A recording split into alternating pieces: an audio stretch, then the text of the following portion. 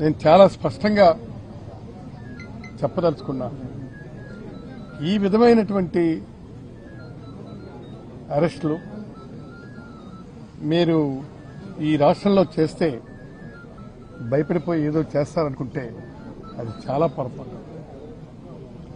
మీరేం చేశారు? అంబటి రాంబాబుని అరెస్ట్ చేశారు, తర్వాత మన జోగి రమేష్ని అరెస్ట్ చేశారు, తర్వాత మన మిథున్ రెడ్డిని అరెస్ట్ చేశారు, చెవిరెడ్డి భాస్కర్ రెడ్డిని అరెస్ట్ చేశారు.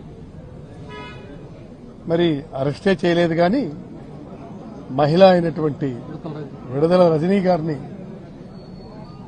మీరు ఇష్టం వచ్చినట్టుగా పిన్నెల రామకృష్ణారెడ్డి గారిని అరెస్ట్ చేశారు. తర్వాత మన ఎవరిది దమ్మనాయుడిని అరెస్ట్ చేశారు. ఈ విధంగా అరెస్టుల మీద అరెస్టులు చేసుకుంటూ వెళ్తున్నారు. ఈ అరెస్టుల వల్ల ఏంటవుతుంది? బెదిరిపోయి ఏదో చేస్తామనుకుంటున్నారా? కాదు, దీనివల్ల రాటుదేలినితనం వస్తుంది.